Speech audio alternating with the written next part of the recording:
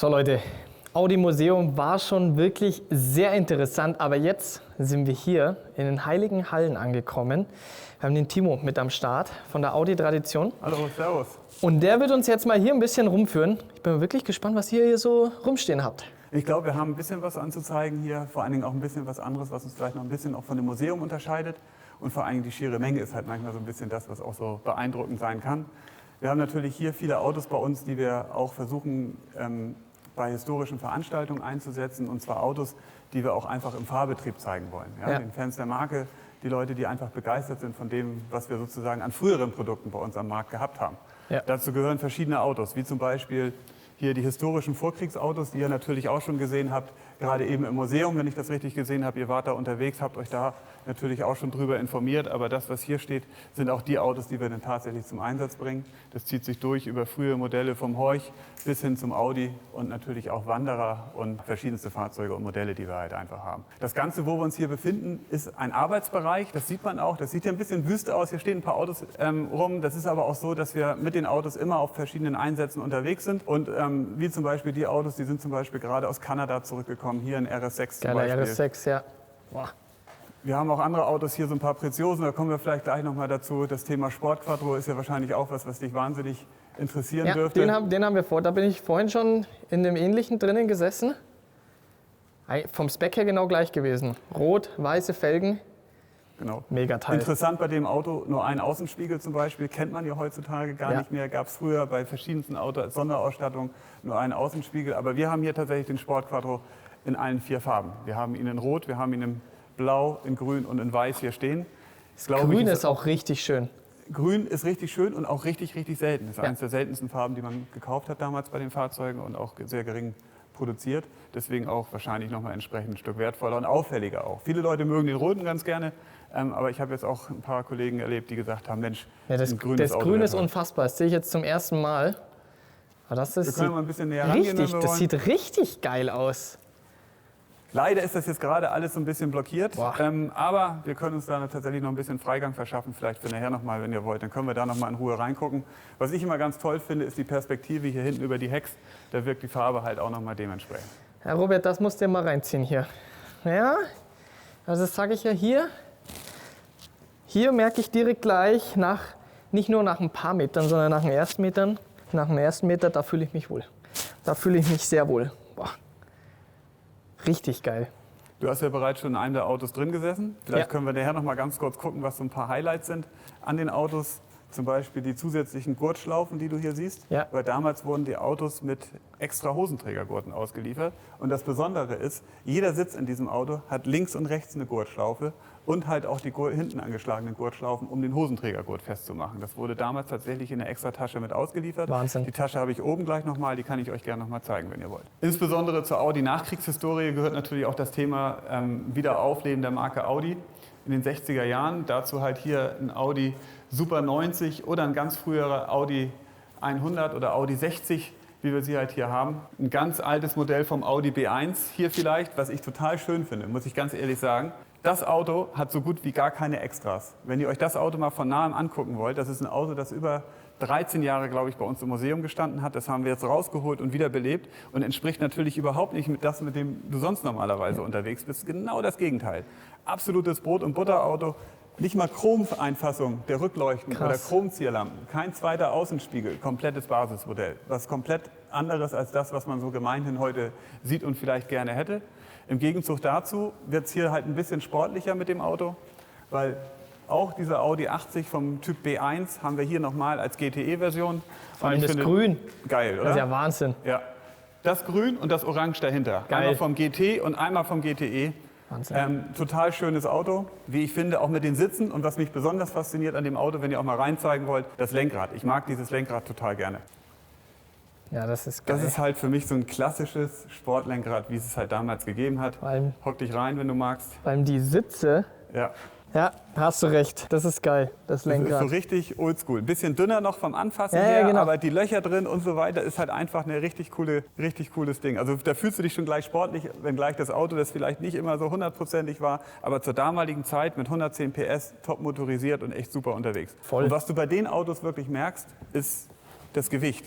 die Autos haben halt damals nichts gewogen. Das waren halt keine 1000 Kilo. Und dann Das merkst ist halt du, das. Ja, das merkst du beim Fahren, das merkst du Das beim Lenken. fährt sich ist so, super. so angenehm dann. Manchmal ist halt Leistung ja doch nicht alles. Wie wir Nein, wissen, überhaupt nicht. Für mich zählt immer das Gewicht. Gewicht ist A und O. Das ist das, was du bei den Autos merkst. Und das ist das Schöne bei den alten Autos, weil halt noch nicht diese ganze Technik, alles das Schwere verbaut ist. Ja. Und dadurch ist es einfach so geil zum Fahren. Ja, und das merkst du beim Einlenken, bei allen möglichen Sachen. Ja. Das ganze Gewicht ist halt einfach raus. Und auch egal, wie viel Leistung du unterm Hintern hast. Du merkst ja trotzdem immer irgendwie, da hängt ein bisschen Genau. mehr dran. Aber was auch geil zum Fahren gewesen ist, hier letztes Jahr, R8 GT2, Nürburgring, GP-Strecke, das war geil. Das war geil. Robert, da kannst du mal einen Link reinhauen. Ja, auf jeden Fall. Vom Fahren. Also es war zwar ein bisschen schade, weil es ein bisschen nass gewesen ist, aber es hat trotzdem mega Bock gemacht. Der schöner 10-Zylinder Saugermotor. Das ist Wahnsinn. Ja, Wahnsinn. unfassbar. Ich mag allein das Geräusch schon von dem Auto, weil Ja. es ist so leicht, so ein bisschen dumpf, Ja. es ist nicht so hell und so schreiend. Korrekt. Klingt sehr viel nach Volumen und Leistung und so, das mag ich eigentlich Korrekt. persönlich sehr, sehr gern. Und vor allem für, sage ich mal, Kunden, die eben gerne mehr auf der Rennstrecke unterwegs sein wollen und sich ein Rennauto zulegen wollen, ist halt hier GT2 ist halt ideal. Optimal. Wenn du halt von den Unterhaltskosten und dem Ganzen redest, das ist halt GT3 komplett anderes Level. Ja. Und hier GT2 bist halt gerade, klar, du hast ein bisschen weniger Aero, Ja. aber geradeaus bist du natürlich ein bisschen schneller als die GT3-Modelle. Genau. Und es ist wirklich ein Auto, was gut zu handeln ist und gut, wie du gesagt hast, was so Voll. Pflege, Und optisch, Wartung, der optisch Knaller. halt ein absoluter Hingucker. Das ist halt Wahnsinn. Absoluter Knaller. Was mir mal bei der Variante, die wir hier gerade stehen haben, sehr schön gefällt, ist zum Beispiel hier so die Flügelstützen, Ja. haben die gleiche Farbe wie zum Beispiel der hier verbaute Überrollkäfig und so weiter. ja. Da ist so ein bisschen auch Blick aufs Detail gelegt worden. Die Felgen passen dazu. Die Felgen, genau das wollte ich gerade sagen. Ja. Also ich finde es auch. Ich finde das Auto Hammer. Ich finde es optisch Hammer. Ja.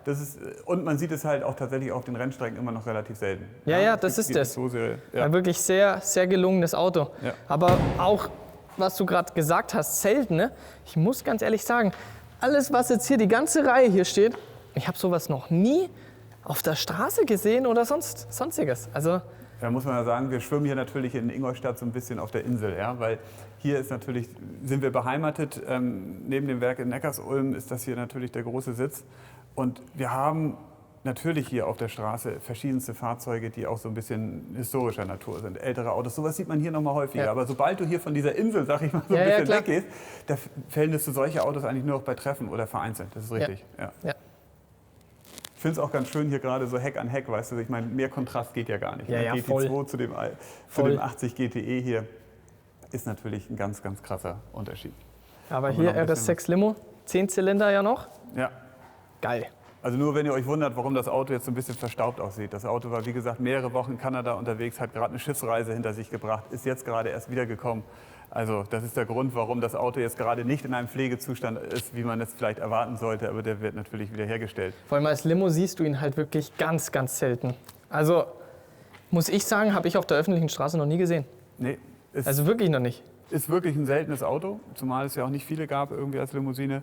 Und ich muss ganz ehrlich sagen, von diesem Thema Understatement und so weiter und so fort ist das Auto ganz vorne mit dabei, finde ich. Voll. Und sieht immer noch toll aus. Ist für mich zeitlos gewesen. Das wollte ich gerade sagen. Zeitlos. Zeitloses Design einfach und Ja. unfassbar. Und vor allem der Motor, der halt da verbaut ist in dem.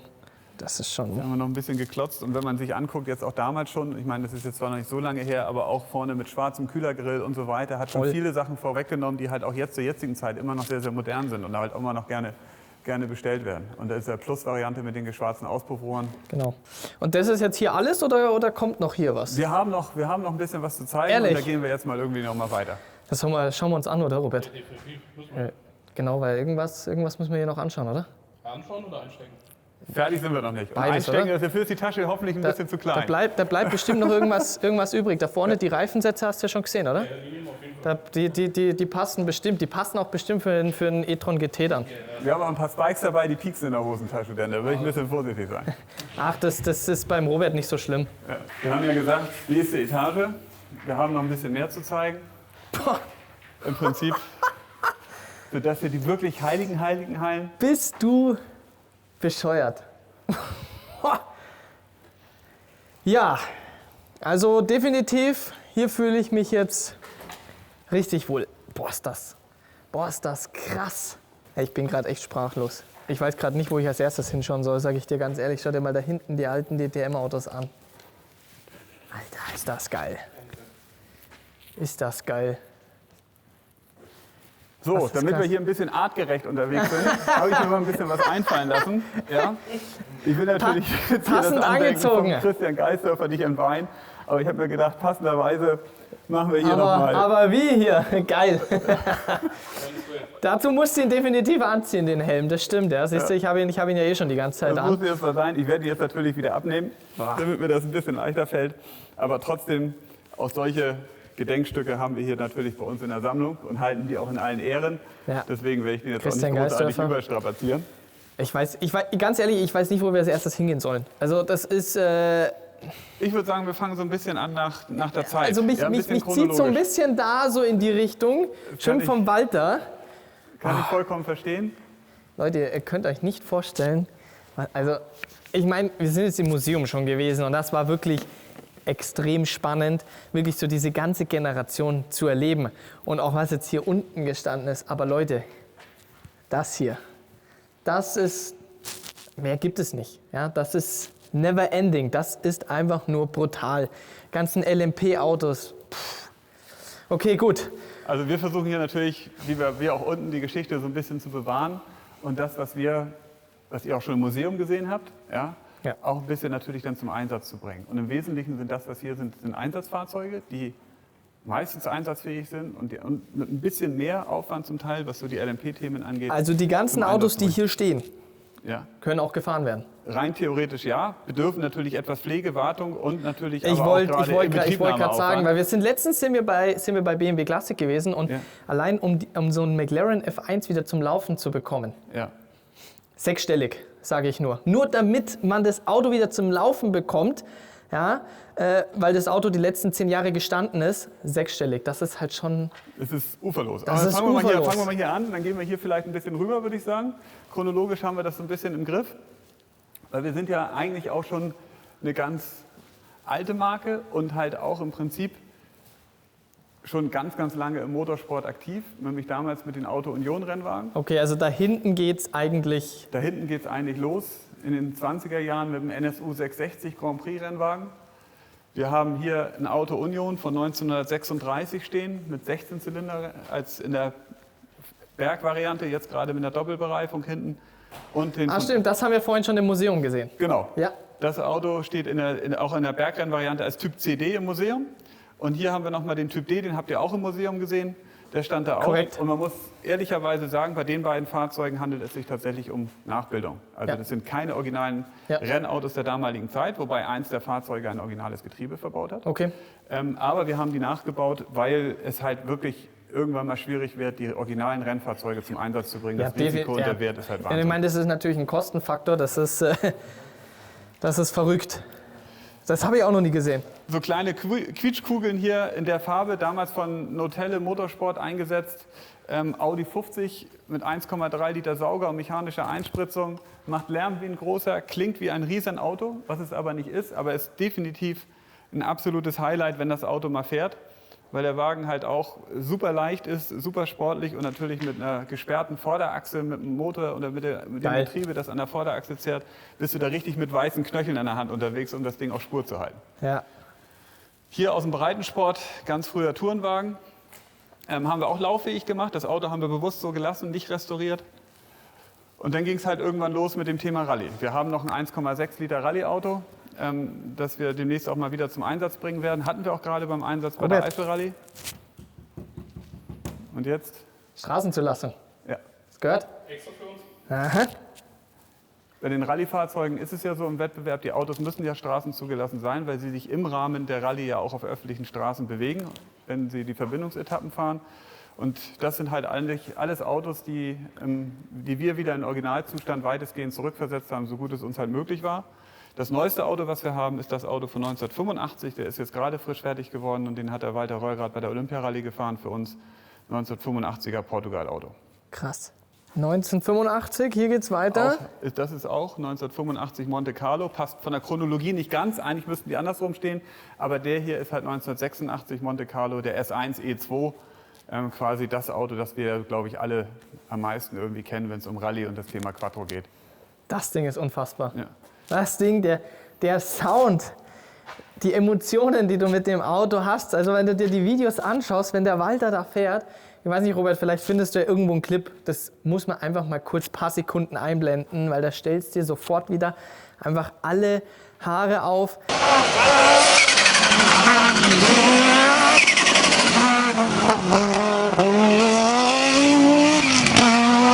Nicht nur einfach vom Look, das Auftreten, das Auto zum Fahren. Das ist unfassbar. Setz dich rein, wenn du magst. Also es gibt ja noch so ein paar Autos bei mir auf der Liste, die ich noch nie gefahren bin.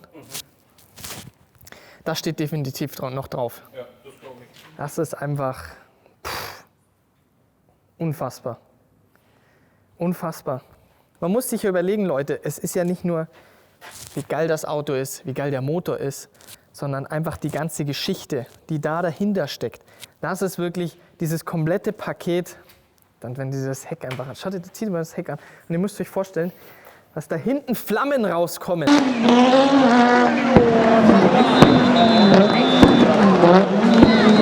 Das ist nicht mehr normal.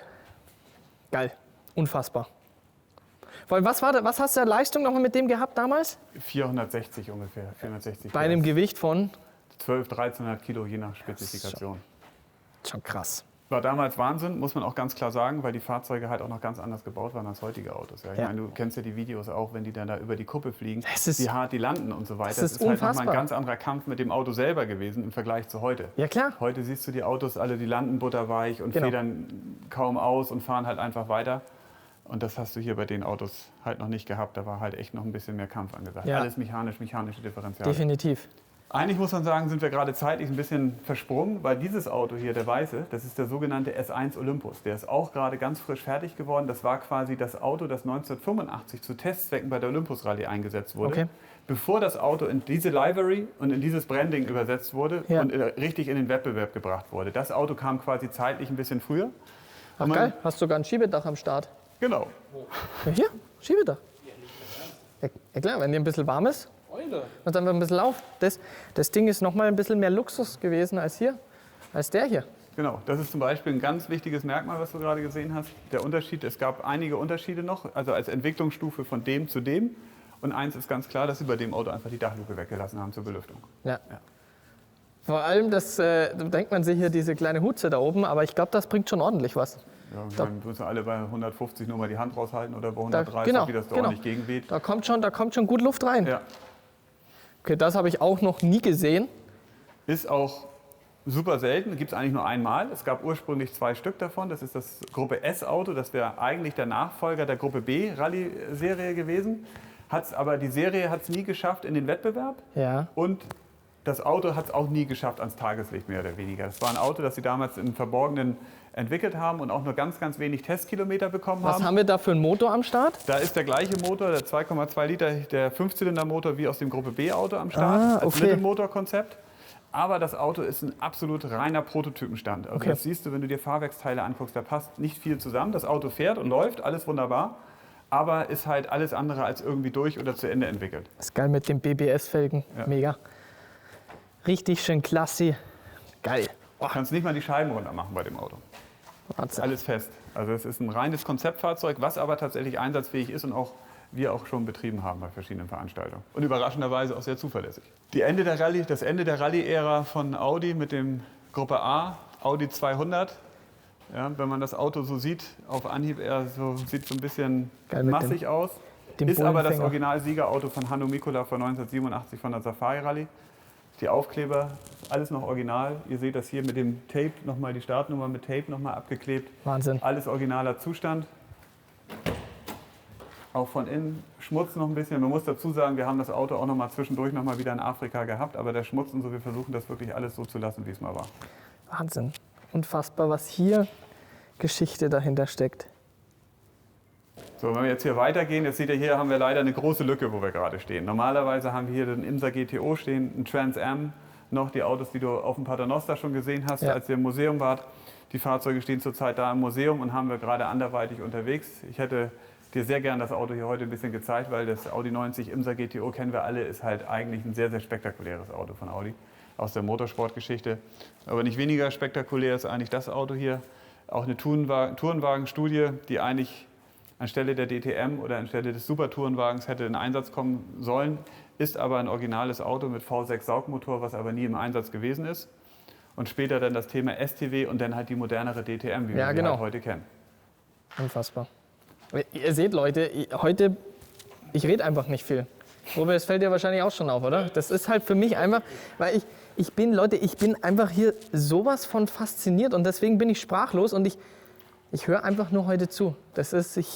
Schaut euch das mal an, was da Geschichte dahinter steckt. Vor allem, wie gepflegt das hier auch wird. Das finde ich immer wieder wichtig. So, ja, alles gut und schön mit den neuen Autos. Das ist natürlich sehr wichtig. Aber hier, Leute, das ist Geschichte. Dadurch ist der Motorsport, ist alles dadurch entstanden. Und dass das Thema hier so gepflegt wird, finde ich extrem gut und finde ich auch extrem wichtig, dass sowas nie aussterben soll. Und das finde ich wirklich geil.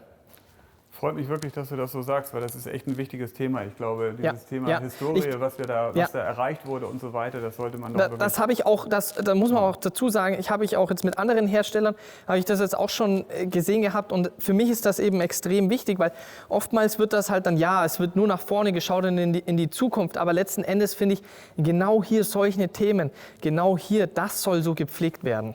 Und es ist schön zu sehen, dass das Ganze hier auch gemacht wird. Und ich hoffe, dass das auch noch die ganzen nächsten Jahre, dass das hier so weiterhin läuft. Ich weiß, das brauchen wir überhaupt nicht reden. Ja. Leute, das kostet hier einen Haufen Geld, hier das Ganze zu unterhalten, die ganzen Autos hier zu pflegen. Aber letzten Endes ist das hier so entstanden. Und das müssen wir wirklich genießen, das muss man ausnutzen. Und das soll auch weiterhin so gepflegt werden. Also deswegen Hut ab. Dankeschön. Und wir wollen auch weiterhin gerne die Fahrzeuge allen Leuten draußen zeigen, so gut wir halt eben können und sofern uns das immer halt möglich ist. Jetzt so die letzten Sachen, die wir jetzt zum Beispiel gerade Traditionspflege auch reinbekommen haben, sind die Siegerautos von René Rast zum Beispiel. Ja, ist ja jetzt auch nichts, was jetzt schon so lange zurückliegt. Das ist ja auch noch nicht so lange her. Aber auch da bekommen wir immer das, was am modernsten ist, versuchen wir natürlich auch gleich zu uns in die Sammlung zu holen. Und da stimmen wir uns auch sehr gut zum Beispiel mit den Kollegen von Audi Sport ab. Wir haben sogar schon ein Dakar-Auto in der Sammlung, was jetzt auch gerade nicht hier bei uns ist. Ich meine, daran seht ihr, Leute, hier, das sind die originalen DTM-Fahrzeuge von früher. Ich meine, wie alt ist jetzt hier das DTM-Auto? Das Auto ist ein 2019er Auto. Und da seht ihr, das war noch die richtige DTM. Ich meine, die aktuelle DTM ist wirklich geil, wie das ganze Thema gemacht wird mit den GT3-Autos. Ja, wird wirklich sehr gut umgesetzt. Und daran sieht man, das hier waren noch die richtigen DTM-Autos. Aber da sind wir wieder in einem Thema. Kostenfaktor ist halt immens. Aber die Serie ist einfach geil. Ja, fand ich auch. Also ich selber bin halt Motorsport-Fan vom Herzen her. Ich mag alles, ich mag Rallye, ich mag Tourenwagen und ich mag vor allen Dingen auch Langstrecke. Aber es gab in der DTM schon wahnsinnig tolle Rennen, wo es halt wirklich spitz auf Knopf geht. Das war immer bis an die Kante. Also ich bin einmal in einem DTM-Auto mitgefahren und das ist schon nochmal Next Level zu den GT3-Rennwagen. Also wie gesagt, die aktuelle DTM-Rennserie mega geil und wirklich gut umgesetzt mit den GT3-Autos. Aber trotzdem, ist einfach Fakt. Es ist Fakt, das hier. Das war die echte DTM, aber kostentechnisch halt einfach so immens, wo du sagst, in der heutigen Zeit für einen Motorsport, das lohnt sich nicht mehr, das können sich die Leute nicht mehr leisten. So sieht's aus. Und nochmal eine Schippe drauf zum Thema Performance, Fahrzeug, Aerodynamik ist letzten Endes das Thema LMP, Le Mans. Das ist natürlich, jetzt kommen wir nochmal zum Next Level. Ja. Genau, und da holen wir so ein bisschen auf. Ja, wir fangen an 1999, als Audi das erste Mal in Le Mans in Erscheinung getreten ist, dort mit dem Auto von 1999, mit dem R8 LMP und gehen halt hier rüber. Und alle Fahrzeuge, die ihr hier seht, mit 2 Ausnahmen, sind die originalen Siegerfahrzeuge, die Audi in Le Mans erreicht hat. Wahnsinn. Ja, dazu gehört das 2000er Audi-Auto mit dem R8-Motor, der 2001er mit dem allerersten Turbo-FSI-Motor und so geht es halt die ganze Zeit durch. Wir waren auch 2004 und 2005 erfolgreich mit dem Auto von dem japanischen Team Go, welches sich derzeit nicht bei uns befindet, nur noch wir haben einen Karosseriesatz davon und dieses Auto ist halt leider im Privatbesitz befindlich. Und das 2005er Audi. Gibt es für euch auch manchmal Autos, dass ihr die von, sage ich mal jetzt eben, was gerade angesprochen hat, im Privatbesitz, dass ihr die Autos zurückkauft? Also von Rennfahrzeugen. Also abkauft? Also Rennfahrzeuge also Le Mans-Renner eigentlich nicht, weil wir da immer die Bestplatzierten oder die Siegerfahrzeuge in der Sammlung haben. Ja. Wir haben in der Vergangenheit schon Rallye-Fahrzeuge zurückgekauft aus Sammlungen. Ja. Zum Beispiel den Olympus, den wir gerade hatten hier, den haben wir zurückgekauft. Also es gibt mehrere Autos, die wir in der Vergangenheit zurückgekauft haben. Ja. Und auch immer wieder danach schauen, wobei wir jetzt, was Rallye-Fahrzeuge angeht, tatsächlich sehr, sehr gut ausgerüstet sind. Und, aber trotzdem sind wir immer wieder interessiert, haben immer wieder ein offenes Ohr, wenn mal irgendwie was ist. Und es gibt aber genauso macht ihr es auch umgekehrt, dass ihr euch manchmal von Autos trennt? Gar nicht. Gar nicht. Wir sind eigentlich im Prinzip so ein bisschen das schwarze Loch der Audi-Sammlung. Bei uns geht alles rein, Mega. aber nichts mehr raus. Mega. Ja, Das finde ich geil. also- Das finde ich geil, weil da gibt's andere, die trennen sich dann irgendwann davon. Eben, preislich. Also wir das- sagen halt immer, wir sammeln die Fahrzeuge ja aus einem Grund. Und wenn wir zum Beispiel ein Auto ankaufen, entscheiden wir uns ja, hat das Ganze ja einen Grund, dass Ja. wir dieses Auto kaufen. Ja. Und der Grund ist, dass dieser Wagen uns A in der Sammlung fehlt Ja. und wir mit diesem Auto irgendwas Geschichtliches verbinden. Ja. Und dann ist es das auch wert, behalten zu werden. Ja, und ja, das klar. ist ja der Hintergrund. Klar. Und es ist ja nicht so, dass jetzt die Autos einfach hier stehen, sondern die werden ja auch gepflegt. Genau. Ja, die werden gewartet und alles Und gefahren. und gefahren. Ja, Die beste und, Pflege ist eigentlich fahren. ja richtig, richtig. Ja. Ja, hier geht es jetzt schon in die neueren so, hier über. wird das, was du angesprochen hast zum Thema Rennsport, darf auch ein bisschen teurer sein. Audi mit dem R8 LMP damals relativ einfach eingestiegen über den V8 Biturbomotor, ganz konventionell und sich dann halt durchentwickelt, bis wir dann 2012, 2013 das erste Mal mit einem Audi mit Hybridsystem ins Rennen gegangen sind, elektrisch angetriebene Vorderachse und Verbrenner angetriebene Hinterachse.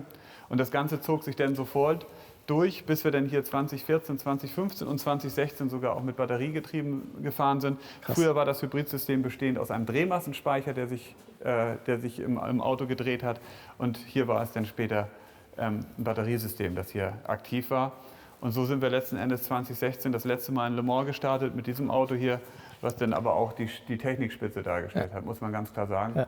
Das war, wenn man so will, ich möchte es eigentlich nicht so bezeichnen, aber eigentlich ist es da schon fast technisch so ein kleiner Overkill, weil das Fahrzeug halt aus so viel elektronischen Komponenten bestand und auch technisch so komplex war für ein Langstreckenrennen, dass das schon eigentlich echt schon fast Wahnsinn war. Ja, ja. Performancemäßig hier, sowas ist, das kommt schon sehr, sehr, sehr nah an Formel 1 hin, richtig? Das würde ich wohl auch sagen. Also wenn man jetzt sieht, in der heutigen Formel 1 ist es ja so, dass du mit dem Motorenreglement, dass du halt die Motoren auch sehr, sehr lange halten müssen. Ja. Aber 2016 und so, da gab es ja auch noch die Phasen, wo du halt die Motoren hast häufiger vielleicht tauschen können. Und das Auto musste halt mindestens 5.500 Kilometer mit der komplexen Technik und mit dem ganzen System halten. 24 Stunden. Ja. 24 Stunden bretterst du mit so einem Ding nonstop durch. Volle Granate. Genau, Leute, das ist nicht so, okay, gut, 24 Stunden, jetzt fährst du irgendwann mal 80% nur noch, sondern die Fahrer, die fahren, sage ich mal, von den 24 Stunden, ne, fahren sie die meiste Zeit 100% und lassen dann irgendwann 99% fahren, aber das Auto wird letzten Endes 24 Stunden Vollgas gequält und das ist auch faszinierend, dass das einfach durchhält. Ja. Finde ich immer wieder faszinierend. 1000 Kilo, Leute, boah, das ist Ja. einfach, das ist verrückt. Klar, kommst du schon sehr, sehr nah an die Formel 1 hin. Wahnsinn. Ja. Und vor allen Dingen, wenn man das mal so sieht, ich weiß nicht, ob ihr mal Gelegenheit hattet, das auch mal zu verfolgen im Fernsehen, wenn man dann so, man sieht ja so diese Telemetrieaufnahmen manchmal so auf dem Bildschirm. Ja.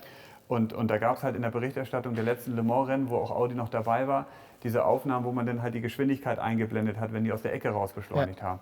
Und da siehst du diesen Tachozeiger halt nicht so hochlaufen, sondern der springt. Der quasi. springt, ja, also weil die Erneuerungsrate im Display das gar nicht mehr gepackt hat. Also das ist wirklich Wahnsinn, was da los war. Unfassbar. Ja. Unfassbar. Hätten wir hier schon unsere kleine Runde so ein bisschen beendet. Ja, Also, Robert, hast du einen Schlafsack mitgenommen? Ja, brauche ich eigentlich nicht. Ach so, ja, stimmt. Ja, du schläfst ja eh überall, das ist ja gar kein Problem. Aber ich sag dir ganz ehrlich, ich könnte hier schon einen Schlafsack jetzt mitnehmen. Ich würde es hier schon ein paar Tage aushalten. Vielen Dank dir für Gerne, diesen Einblick. gerne. Also nochmal wirklich, ich find's mega, dass ihr euch da so darum kümmert. Vor allem nochmal, dass hier eigentlich alle Autos so gut wie fahrbereit sind jederzeit. Sowas ist nicht selbstverständlich. Das finde ich wirklich gut bei Audi, dass man sich da so darum kümmert. Und von daher würde ich sagen, Robert, wir machen Schluss hier. Wir schauen jetzt mal noch, vielleicht irgendwo steckt der Schlüssel oder so. Ja. Hier ist ja gleich der Aufzug und das fällt eh nicht auf, weil schau, da fehlt eine Lücke, hier fehlt eine Lücke. Wenn da ein Auto weniger da ist, das ist überhaupt nicht schlimm. Von daher, Leute, peace out.